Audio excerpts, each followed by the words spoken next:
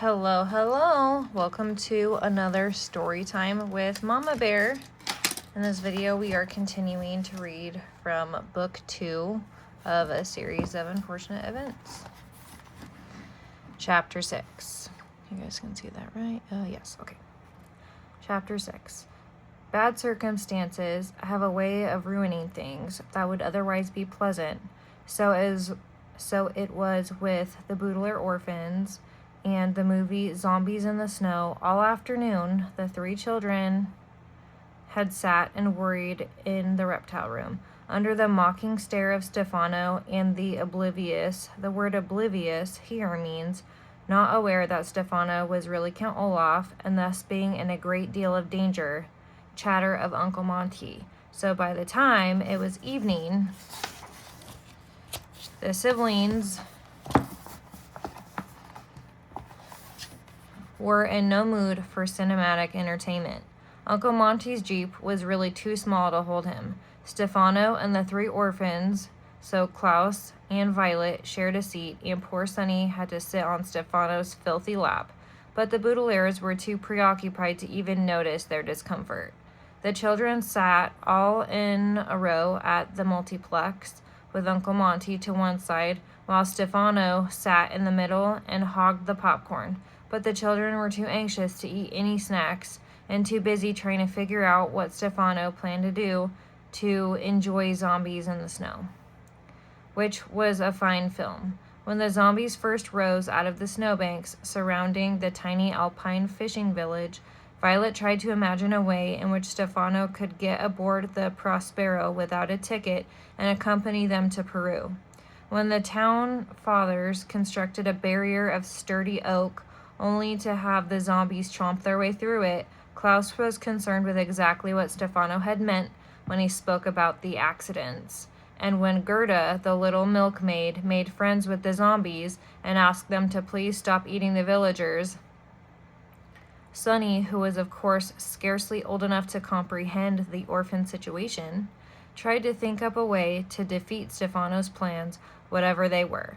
In the final scene of the movie, the zombies and villagers celebrated May Day together, but the three Boodler orphans were too nervous and afraid to enjoy themselves one bit. On the way home, Uncle Monty tried to talk to the silent, worried children sitting in the back, but they hardly said a word in reply, and eventually he fell silent. When the Jeep pulled up to the snake-shaped hedges, the Boodler children dashed out and ran to the front door without even saying a goodnight to their puzzled guardian. With heavy hearts, they climbed the stairs to their bedrooms, but when they reached their doors, they could not bear to part.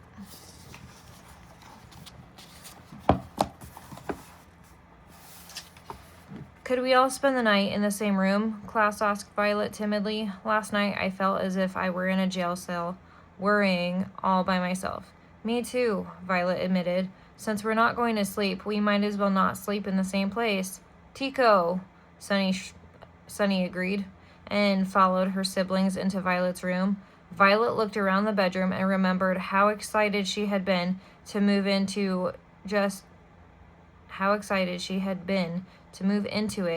a short while ago. Now the enormous window with the view of the snake-shaped hedges seemed depressing rather than inspiring, and the blank pages tacked to her wall rather than being convenient seemed only to remind her of how anxious she was. "I see you haven't worked much on your inventions," Klaus said gently. "I haven't been reading at all. When Count Olaf is around, it sure puts a damper on the imagination." "Not always," Violet pointed out. "When we lived with him, he read all about nuptial law to find out about his plan, and I invented a grappling hook to put a stop to it. In this situation, though," Klaus said glumly, "we don't even know what Count Olaf is up to. How can we formulate a plan if we don't know his plan?" "Well, let's try to hash this out," Violet said, using an expression which here means talk about something at length until we completely understand it. "Count Olaf, calling himself Stefano, has come to this house in disguise and is obviously after the Boodler fortune. And," Klaus continued, "once he gets his hands on it, he plans to kill us." "To do," Sonny murmured solemnly, which probably meant something along the lines of, It's a loathsome situation in which we find ourselves. However, Violet said, if he harms us, there's no way he can get to our fortune. That's why he tried to marry me last time. Thank God that didn't work, Klaus said, shivering. Then Count Olaf would be my brother-in-law. But this time, he's not planning to marry you. He said something about an accident and about heading to a location where crimes are more difficult to trace, Violet said, remembering his words. That must mean Peru. But Stefano isn't going to Peru. Uncle Monty tore up his ticket. Doog! Sonny shrieked, in a generic cry of frustration, and pounded her little fist on the floor. The word generic here means when one is unable to think of anything else to say. And Sonny was not alone in this. Violet and Klaus were, of course, too old to say things like Doog, but they wished they weren't. They wished they could figure out Count Olaf's plan. They wished their situation didn't seem as mysterious and hopeless as it did. And they wished they were young enough to simply shriek Doog and pound their fists on the floor. And most of all, of course, they wished their parents were alive and that the Baudelaires were all safe in the home where they had been born. And as fervently as the Baudelaire orphans wished their circumstances were different, I wish that I could somehow change the circumstances of this story for you. Even as I sit here, safe as can be and so very far from Count Olaf, I can scarcely bear to write another word. Perhaps it would be best if you shut this book right now and never read the rest of this horrifying story. You can imagine, if you wish, that an hour later, the Baudelaire orphans suddenly figured out what Stefano was up to and were able to save Uncle Monty's life. You can picture the police arriving with all their flashing lights and sirens and dragging Stefano away to jail for the rest of his life. You can pretend, even though it is not so, that the Baudelaires are living happily with Uncle Monty to this day. Or best of all, you can conjure up the illusion that the Baudelaire parents have not been killed and that the terrible fire in Count Olaf and Uncle Monty and all the other unfortunate events are nothing more than a dream, a figment of the imagination. But this story is not a happy one, and I am not happy to tell you that the Baudelaire orphans sat dumbly in Violet's room. The word dumbly here means without speaking, rather than in a stupid way, for the rest of the night. Had someone peeped through the bedroom window as the morning sun rose, they would have seen the three children huddled together on the bed, their eyes wide open and dark with worry. But nobody peeped through the window. Somebody knocked on the door. 4 loud knocks, as if something were being nailed shut. The children blinked and looked at one another. "Who is it?" Klaus called out, his voice crackly from being silent so long. Instead of an answer, whoever it was simply turned the knob and the door swung slowly open. There stood Stefano, with his clothes all rumpled and his eyes shining brighter than they ever had. "Good morning," he said. "It's time to leave for Peru. There is just room for 3 orphans and myself in the Jeep, so get a move on." "We told you yesterday that you weren't going," Violet said. She hoped her voice sounded braver than she felt. "It is your Uncle Monty who isn't going," Stefano said, and raised the part of his forehead where his eyebrow should have been. "Don't be ridiculous," Klaus said. Uncle Monty wouldn't miss this expedition for the world." "Ask him," Stefano said, and the Baudelaire saw a familiar expression on his face. His mouth scarcely moved, but his eyes were shining as if he just told a joke. "Why don't you ask him? He's down in the reptile room." "We will ask him," Violet said. "Uncle Monty has no intention of letting you take us to Peru alone." She rose from the bed, took the hands of her siblings, and walked quickly past Stefano, who was smirking in the doorway. "We will ask him," Violet said again, and Stefano gave a little bow as the children walked out of the room. The hallway was strangely quiet and blank as the eyes of a skull. "Uncle Monty," Violet called at the end of the hallway. Nobody answered. Aside from a few creaks on the steps, the whole house was eerily quiet, as if it had been deserted for many years. "Uncle Monty?" Klaus called at the bottom of the stairs. They heard nothing. Standing on tiptoe, Violet opened the enormous door of the reptile room, and for a moment the orphans stared into the room as if hypnotized, entranced by the odd blue light which the sunrise made as it shone through the glass ceilings and walls. In the dim glow, they could see only silhouettes of the various reptiles as they moved around their cages or slept, curled into shapeless dark masses. Their footsteps echoing off the glimmering walls, the three siblings walked through the reptile room toward the far end where Uncle Monty's library lay waiting for them. Even though the dark room felt mysterious and strange, it was a comforting mystery and a safe strangeness. They remembered Uncle Monty's promise that if they took time to learn the facts, no harm would come to them here in the reptile room.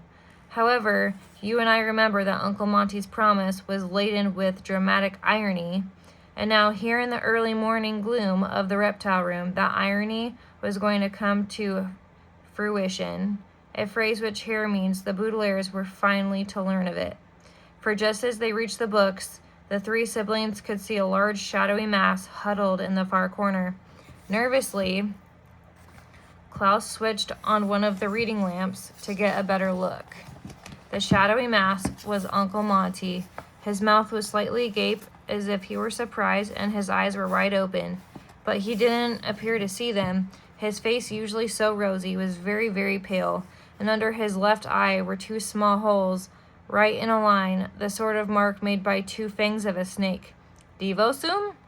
Sonny asked and tugged at his pants leg. Uncle Monty did not move. As he had promised, no harm had come to the Baudelaire orphans in the reptile room, but great harm had come to Uncle Monty. Chapter 7. My, said a voice from behind them, and the Baudelaire orphans turned to find Stefano standing there, the black suitcase with the shiny silver padlock in his hands, and a look of bromagam surprise on his face. Bromagam is such a rare word for fake that even Klaus didn't know what it meant.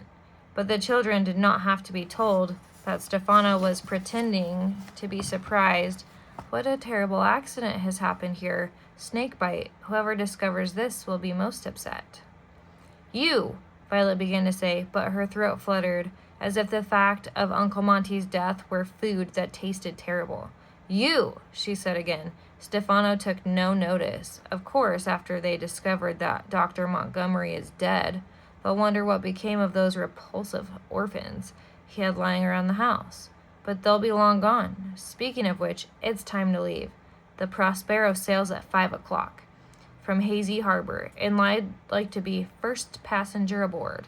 That way I'll have time for a bottle of wine before lunch." "How could you?" Klaus whispered hoarsely. He couldn't take his eyes off Uncle Monty's pale, pale face. "How could you do this? How could you murder him?" "Why, Klaus, I'm surprised," Stefano said, and walked over to Uncle Monty's body. "A smarty-pants boy like you should be able to figure out that your chubby old uncle died from snakebite, not from murder. Look at those teeth marks. Look at his pale, pale face. Look at these staring eyes." "Stop it," Violet said. "Don't talk like that." "You're right," Stefano said. "There's no time for chit-chat. We have a ship to catch. Let's move." "We're not going anywhere with you," Klaus said. His face was pinched with the effort of focusing on their predicament rather than going to pieces. "We will stay here until the police come." "And how do you suppose the police know to come?" Stefano said. "We will call them," Klaus said, in what he hoped was a firm tone of voice, and began to walk toward the door. Stefano dropped his suitcase, the shiny silver padlock making a clattering sound as it hit the marble floor. He took a few steps and blocked Klaus's way. His eyes were wide with red fury. "I am so tired," Stefano snarled, "of having to explain everything to you. You're supposed to be so very smart, and yet you always seem to forget about this." He reached into his pocket and pulled out the jagged knife. "This is my knife. It is very sharp and very eager to hurt you, almost as eager as I am. If you don't do what I say, you will suffer bodily harm. Is that clear enough for you? Now get in the darn Jeep." Obviously, that's not what that says, but for purposes, I'm trying to keep everything, I don't know, PG, I guess. It is, as you know, very, very rude and usually unnecessary to use profanity, but the Baudelaire orphans were too terrified to point this out to Stefano. Taking a last look at their poor Uncle Monty, the three children followed Stefano to the door of the reptile room to get in the darn Jeep. To add assault to injury, a phrase which here means forcing somebody to do an unpleasant task when they're already very upset, Stefano forced Violet to carry his suitcase out of the house, but she was too lost in her own thoughts to care. She was remembering the last conversation she and her siblings had had with Uncle Monty and thinking with a cold rush of shame that it hadn't really been a conversation at all. You will recall, of course, that on the ride home from seeing zombies in the snow, the children had been so worried about Stefano that they hadn't said a word to Uncle Monty. And when the Jeep had arrived at the house, the Baudelaire orphans had dashed upstairs to hash out the situation, without even saying goodnight to the man who now lay dead under a sheet in the reptile room. As the youngsters reached the Jeep, Violet tried to remember if they had even thanked him for taking them to the movies, but the night was all a blur. She thought she, Klaus, and Sonny had probably said thank you, Uncle Monty, when they were standing together at the ticket booth, but she couldn't be sure. Stefano opened the door of the Jeep and gestured with the knife, ushering Klaus and Sonny into the tiny back seat and Violet, the black suitcase, heavy on her lap, into the front seat beside him. The orphans had a brief hope that the engine would not start when Stefano turned the key in the ignition, but this was a futile hope. Uncle Monty took good care of his Jeep, and it started right up. Violet, Klaus, and Sonny looked behind them as Stefano began to drive alongside the snake-shaped hedges. At the sight of the reptile room, which Uncle Monty had filled so carefully with his specimens, and in which he was a new sort of specimen, and now a new sort of specimen himself, the weight of the Baudelaire's despair was too much for them, and now they quietly began to cry. It is a curious thing, the death of a loved one. We all know that our time... Where was I at? We all know that our time in this world is limited, and that eventually all of us will end up underneath some sheet, never to wake up. And yet it is always a surprise when it happens to someone we know. It is like walking up the stairs to your bedroom in the dark and thinking there is one more stair than there is. Your foot falls down through the air, and there is a sickly moment of dark surprise. As you try and readjust the way you thought of things, the Baudelaire orphans were crying not only for their Uncle Monty, but for their own parents, and this dark and curious feeling that accompanies any great loss. What was to happen to them? Stefano had heartlessly slaughtered the man who was supposed to be watching over the Baudelaires, and now they were all alone. What would Stefano do to them? He was supposed to be left behind when they went to Peru, and now he would be leaving with them on the Prospero. And what terrible things would happen in Peru? Would anybody rescue them there? Would Stefano get his hands on the fortune? And what would happen to the three children afterward? These are frightening questions, and if you are thinking about such matters, they require your full attention. And the orphans were so immersed in thinking about them that they didn't realize that Stefano was about to collide with another automobile until the moment of impact. There was a horrible rearing sound of metal and glass as a black car crashed into Uncle Monty's Jeep, throwing the children to the floor with a jarring thump that felt as though it left the Baudelaire stomachs up on the seat. The black suitcase lurched into Violet's shoulder and then forward into the windshield, which immediately cracked in a dozen places so it looked like a spider web. Stefano gave a cry of surprise and turned the steering wheel this way and that, but the two vehicles were locked together and with another thump veered off the road into a small pile of mud. It is a rare occurrence when a car accident can be called a stroke of good fortune, but that most certainly was the case here. With the snake-shaped hedges still clearly visible behind them, the Baudelaire's journey toward Hazy Harbor had stopped. Stefano gave another sharp cry, this one of rage. "Blasted furnaces of heck!" he shouted as Violet rubbed her shoulder to make sure she wasn't seriously hurt. Klaus and Sonny got up cautiously from the Jeep floor and looked out the cracked windshield. There appeared to be only one person in the other car, but it was hard to tell. as that vehicle had clearly suffered more damage than Monty's Jeep. Its entire front pleated itself together like an accordion, and one hubcap was spinning noisily on the pavement of Lousy Lane, making blurry circles as if it were a giant coin somebody had dropped. The driver was dressed in gray and making a rough hacking sound as he opened the crumpled door of the car and struggled his way out. He made the hacking sound again and then reached into a pocket of his suit and pulled out a white handkerchief. "It's Mr. Poe!" Klaus cried. It was Mr. Poe, coughing away as usual, and the children were so delighted to see him that they found themselves smiling despite their horrible circumstances. "Mr. Poe! Mr. Poe!" Violet cried, reaching around Stefano's suitcase to open the passenger door. Stefano reached out an arm and grabbed her sore shoulder, turning his head slowly so that each child saw his shiny eyes.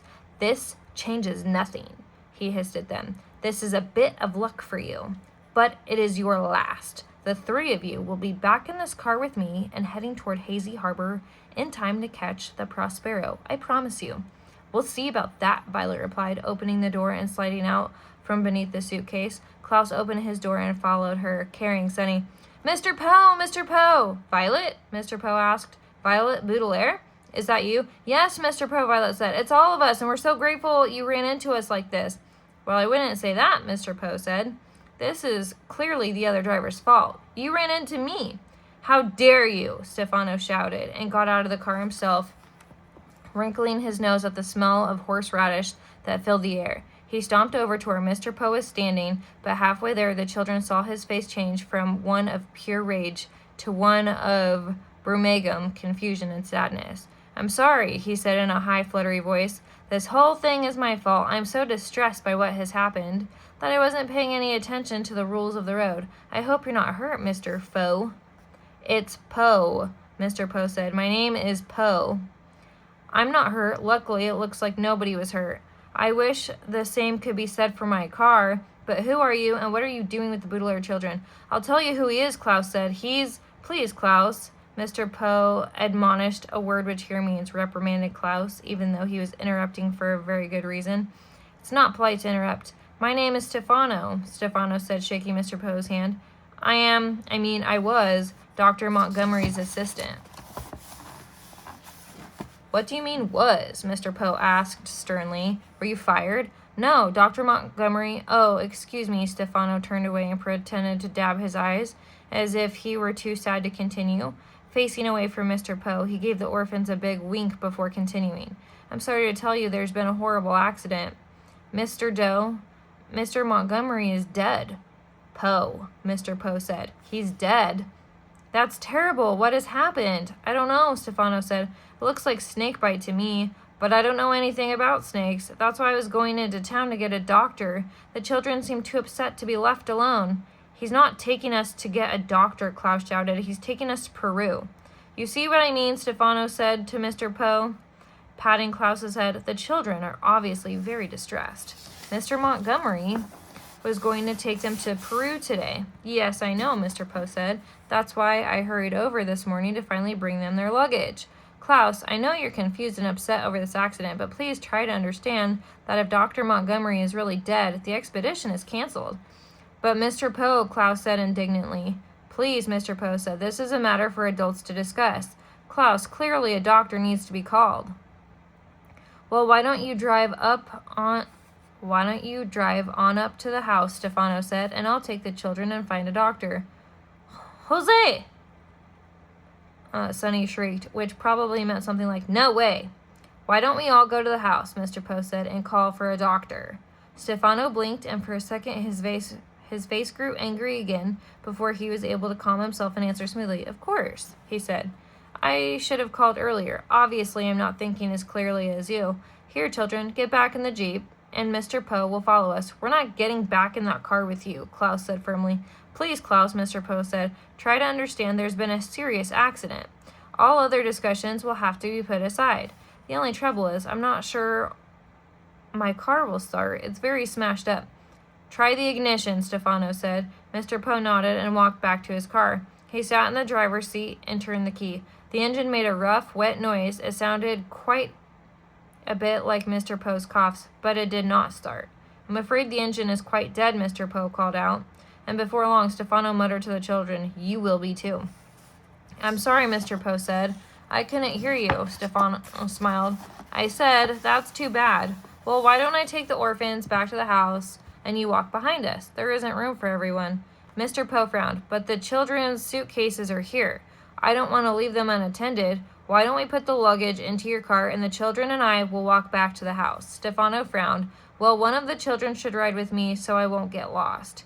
Mr. Poe smiled. "But you can see the house from here. You won't get lost." "Stefano doesn't want us to be alone with you," Violet said, finally speaking up. She had been waiting for the proper moment to make her case. "He's afraid that we'll tell you who he really is and what he's really up to." "What's she talking about?" Mr. Poe asked Stefano. "I have no idea, Mr. Toe," Stefano replied, shaking his head and looking at Violet fiercely. Violet took a deep breath. "This man is not Stefano," she said, pointing at him. "He's Count Olaf, and he's here to take us away." "Who am I?" Stefano asked. "What am I doing?" Mr. Poe looked Stefano up and down, and then shook his head. "Forgive the children," he said. "They're very upset. Count Olaf is a terrible man who tried to steal their money, and the youngsters are very frightened of him." "Do I look like this Count Olaf?" Stefano asked, his eyes shining. "No, you don't," Mr. Poe said. "Count Olaf had one long eyebrow, and a clean-shaven face. You have a beard, and if you don't mind me saying, no eyebrows at all." "He shaved his eyebrow," Violet said, "and grew a beard. Anyone can see that." "And he has the tattoo," Klaus cried. "The eye tattoo on his ankle. Look at the tattoo." Mr. Poe looked at Stefano and shrugged apologetically.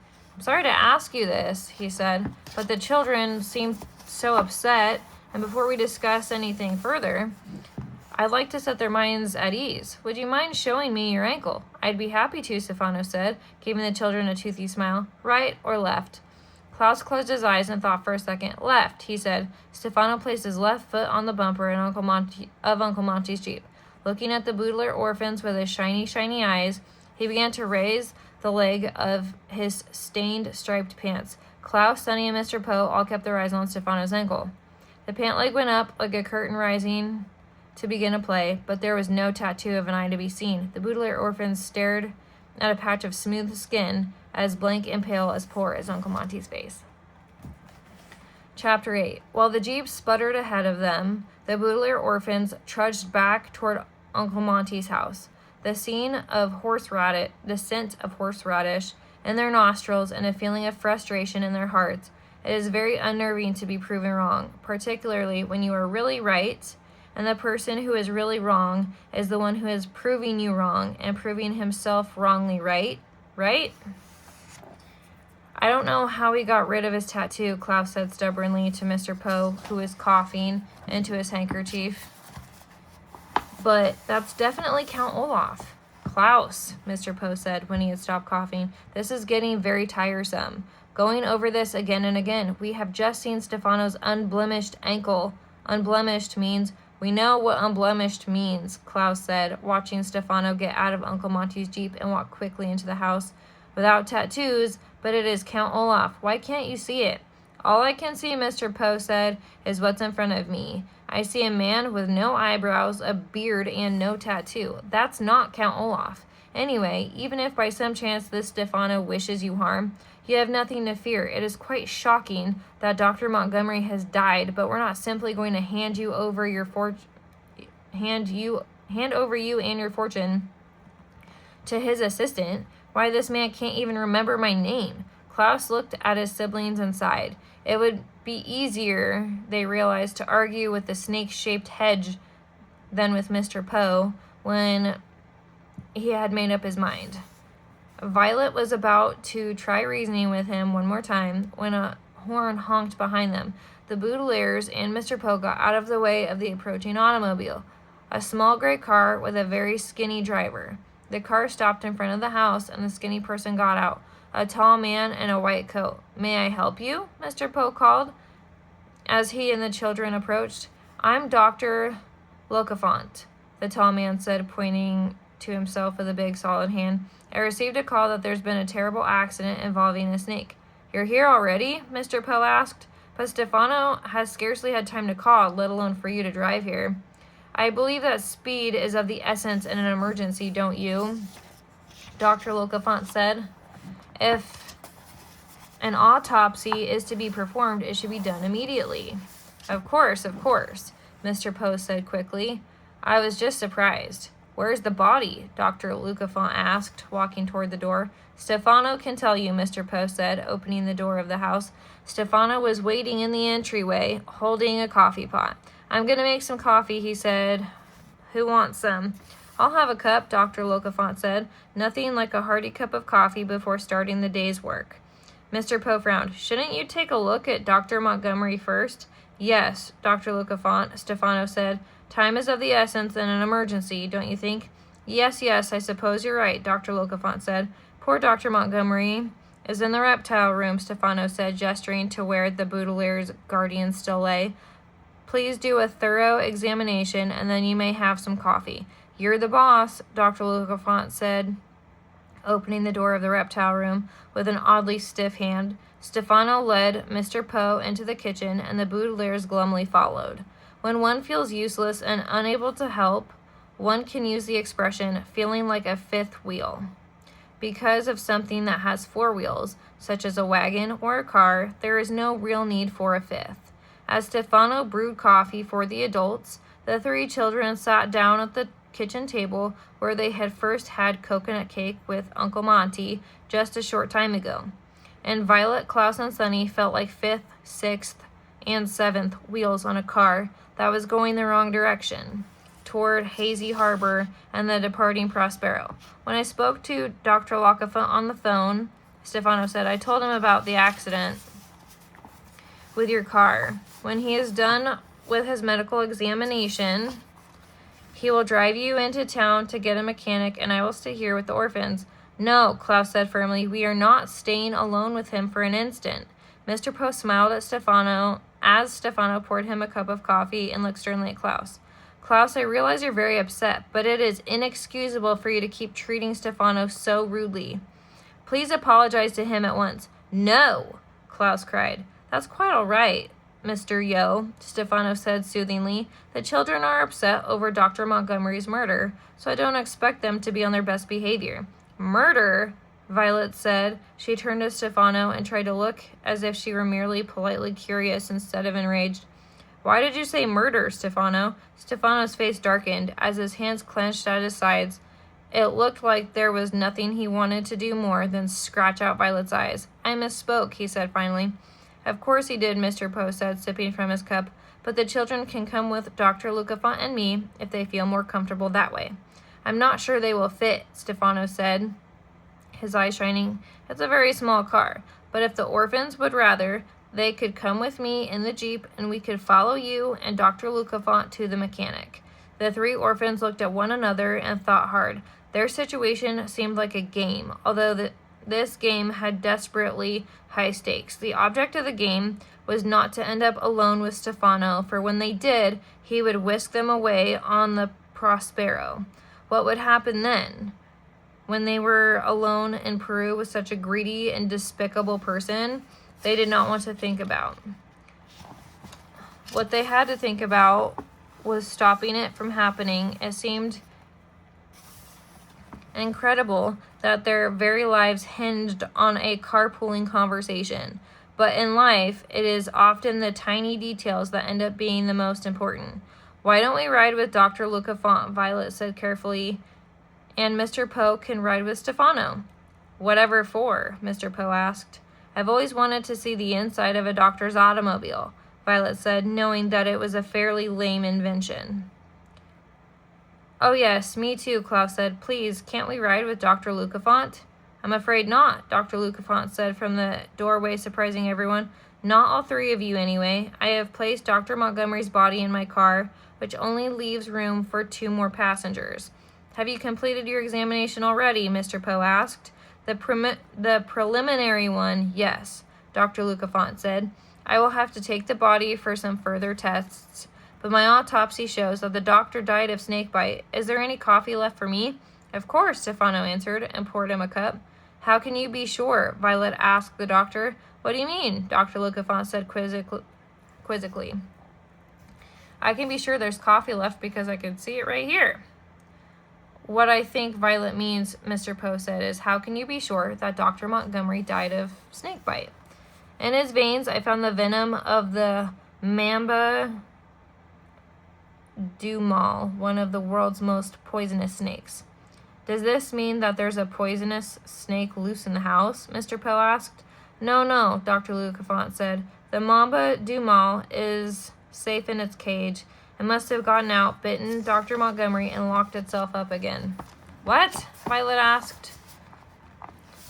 That's a ridiculous theory. A snake cannot operate a lock by itself.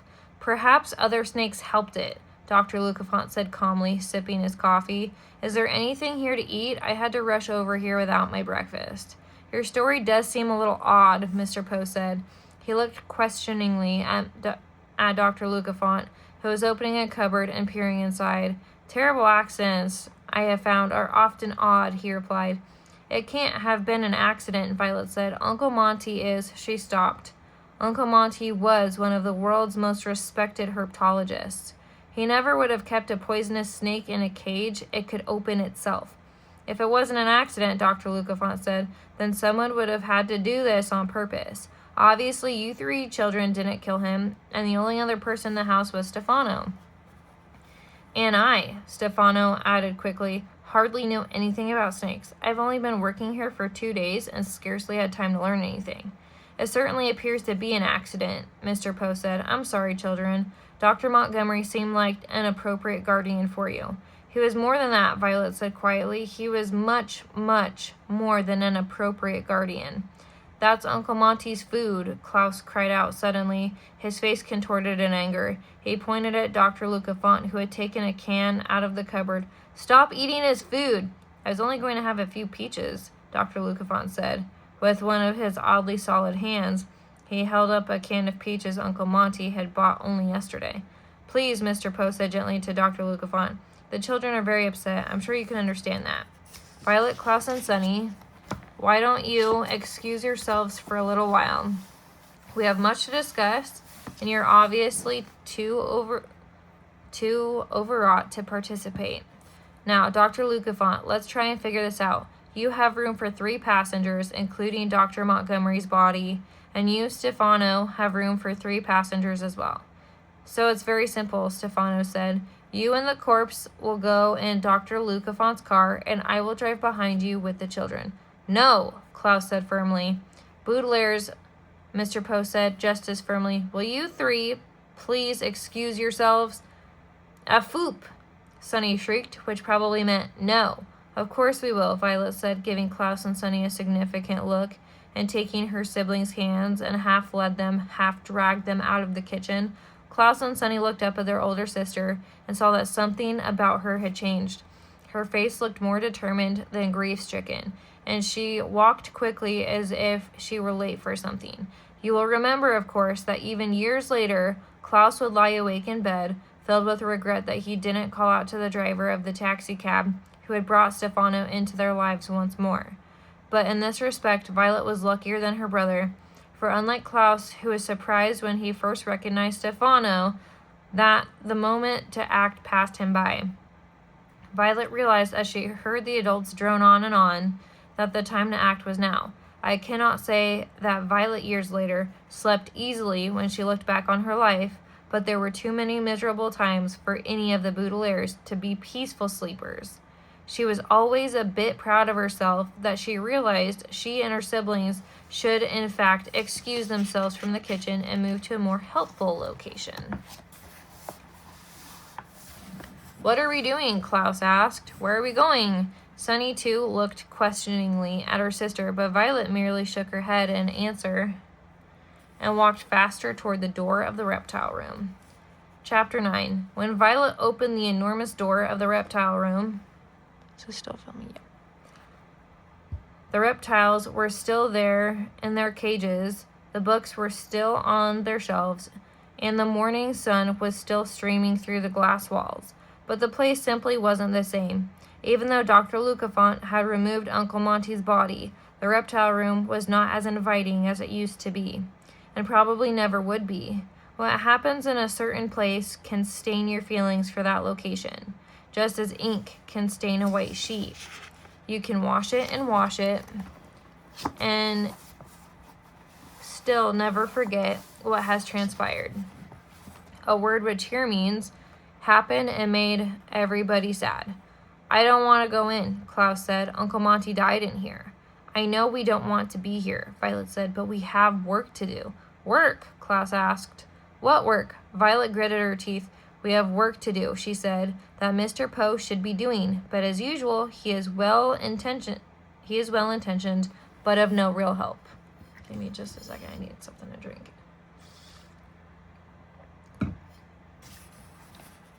Okay, sorry about that.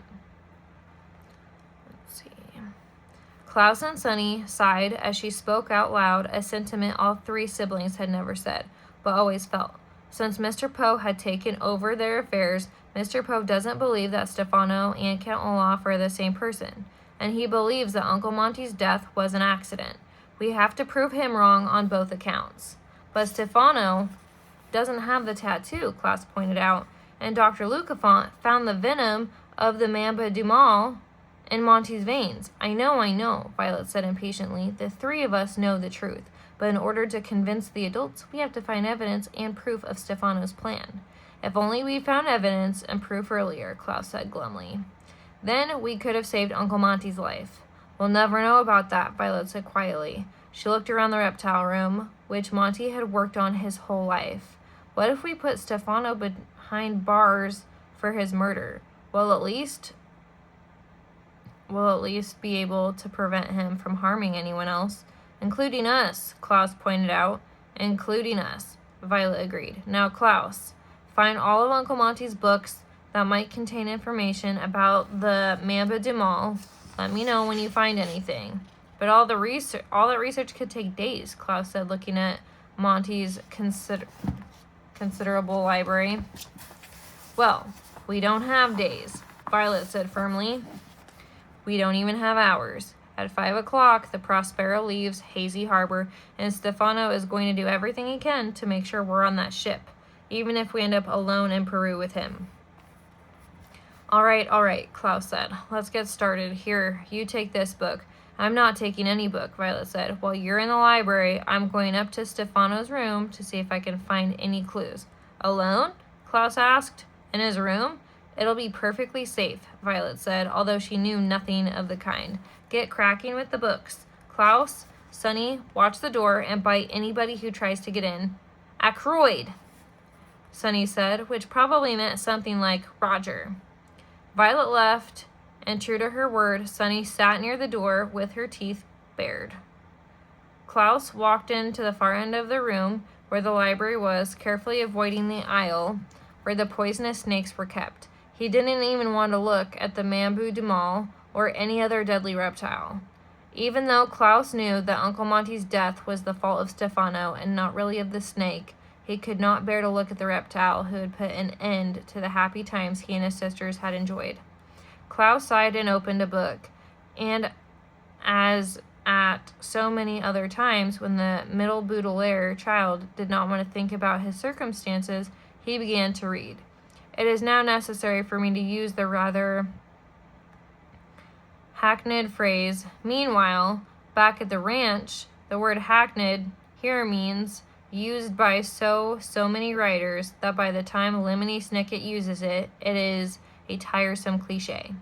Meanwhile, back at the ranch is a phrase used to link what's going on in one part of the story to what's going on in another part of the story, and has nothing to do with cows or with horses or with any people who work in rural areas where ranches are, or even with ranch dressing, which is creamy and put on salads. Here, the phrase meanwhile, back at the ranch, refers to what Violet was doing while Klaus and Sunny were in the reptile room. For as Klaus began his research in Uncle Monty's library and Sunny guarded the door with her sharp teeth, Violet was up to something I'm sure will be of interest to you. Meanwhile, back at the ranch, Violet went to listen at the kitchen door, trying to catch what the adults were saying.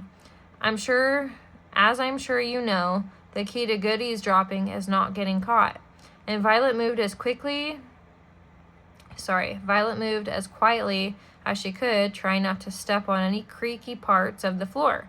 When she reached the door of the kitchen, she took her hair ribbon out of her pocket and dropped it on the floor, so if anyone opened the door, she could claim that she was kneeling down to pick it up rather than to eavesdrop. This was a trick she had learned when she was very small, and when she would listen at her parents' bedroom door to hear what they might be planning for her birthday and all the good tricks. It still worked. But Mr. Poe, if Stefano rides with me in my car and you drive Mr. Montgomery's Jeep, Dr. Lucafont was saying, then how will you know the way? I see your point, Mr. Poe said, but I don't think Sonny will be willing to sit on Dr. Montgomery's lap if he's dead. We'll have to work out another way. I've got it, Stefano said. I will drive the children in Dr. Lucafont's car, and Dr. Lucafont can go with you and Dr. Montgomery in Dr. Montgomery's Jeep. I'm afraid that won't work, Dr. Lucafont said gravely. The city's laws won't allow anybody else to drive my car. And we haven't even discussed the issue of the children's luggage, Mr. Poe said. Violet stood up, having heard enough to know she had enough time to go up to having heard enough to know she had enough time to go up to Stefano's room. Quietly, Violet walked up the staircase and down the hallway towards Stefano's door, where he had sat holding the knife that fearsome night. When she reached his door, Violet stopped. It was amazing, she thought, how everything having to do with Count Olaf was frightening. He was such a terrible person that merely the sight of his bedroom door could get her heart pounding.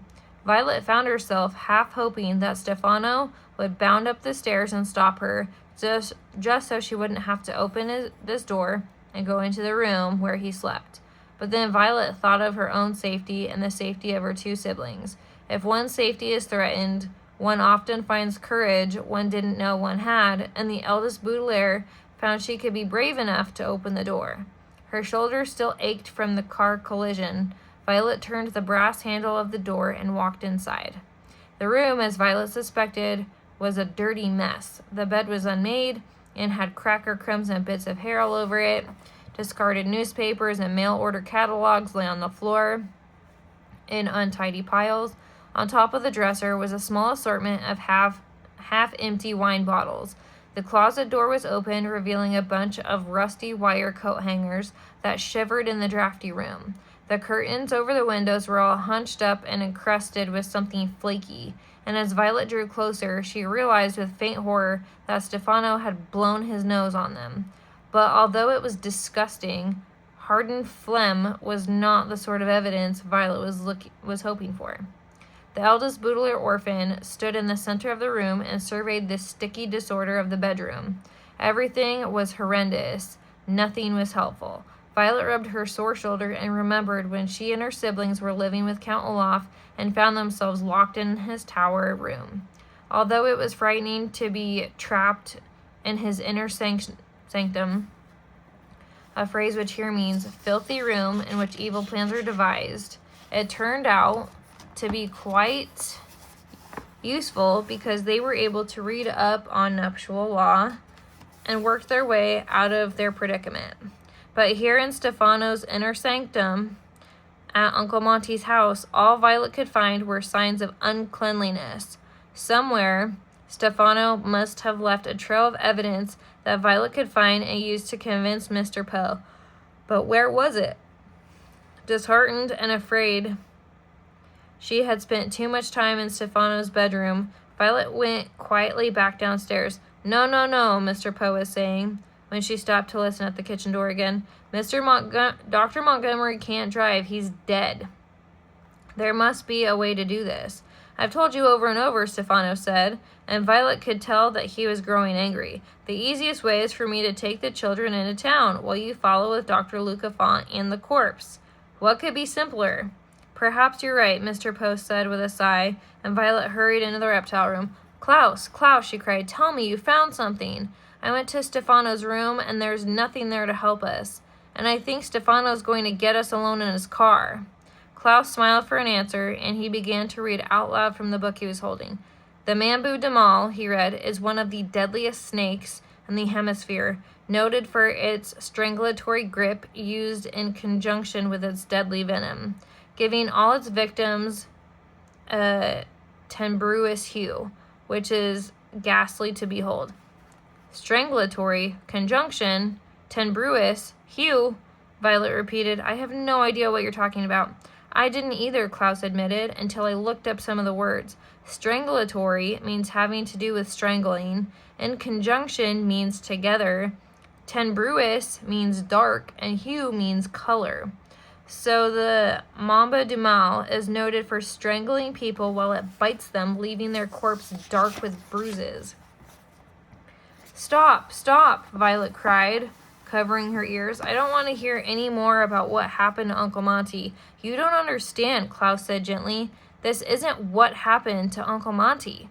Dr. Lucafont said there was the venom of the Mamba Dumal in Monty's veins, she said. I'm sure there was, Klaus said, but the snake didn't put it there.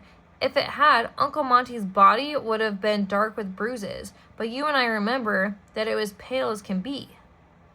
Violet started to speak and then stopped, remembering the pale, pale face of Uncle Monty when they discovered him. That's true, she said, but then how was he poisoned? Remember how Uncle Monty said he kept the venoms of all his poisonous snakes in test tubes to study them?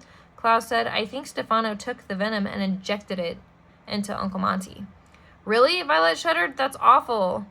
Okie pee, Sonny shrieked, apparently in agreement. When we tell Mr. Poe about this, Klaus said confidently, Stefano will be arrested for Uncle Monty's murder and sent to jail. No longer will he try to whisk us away to Peru, or threaten us with knives, or make us carry his suitcase or anything like that.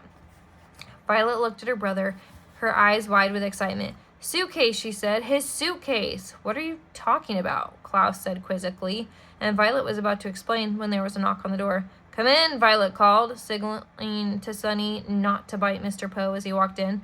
I hope you're feeling a bit calmer, Mr. Poe said, looking at each of the children in turn and no longer entertaining the thought that Stefano is Count Olaf. When Mr. Poe used the word entertaining, here he meant thinking rather than singing or dancing or putting on skits. Even if he's not Count Olaf, Klaus said carefully, we think he may be responsible for Uncle Monty's death. Nonsense, Mr. Poe exclaimed, as Violet shook her head at her brother. Uncle Monty's death was a terrible accident and nothing more. Klaus held up the book he was reading. But while you were in the kitchen, we were reading about snakes, and reading about snakes, Mr. Poe said. I should think you'd want to read about anything but snakes after what happened to Dr. Montgomery. But I found out something, Klaus said, that it doesn't matter what you found out about snakes, Mr. Poe said, taking out a handkerchief. The Baudelaires waited while he coughed into it before returning it to his pocket. It doesn't matter, he said again. What you found out about snakes? Stefano doesn't know anything about snakes. He told us that himself. But, Klaus said, but he stopped when he saw Violet. She shook her head at him again. Hold on. Just slightly. It was a signal telling him not to say anything more to Mr. Poe. He looked at his sister and then at Mr. Poe and shut his mouth. Mr. Poe coughed slightly into his handkerchief and looked at his wristwatch. Now that we have settled that matter, there is the issue of riding in the car. I know that the three of you were eager to see the inside of a doctor's automobile, but we've discussed it over and over, and there's simply no way it can work. You three are going to ride with Stefano in a town, while I will ride with Dr. Lucafont and your Uncle Monty. Stefano and Dr. Lucafont are unloading all the bags now, and we will leave in a few minutes. If you'll excuse me, I have to call the Herpetological Society and tell them the bad news. Mr. Poe coughed once more into his handkerchief and left the room. Why didn't you want me to tell Mr. Poe what I read? Klaus asked Violet.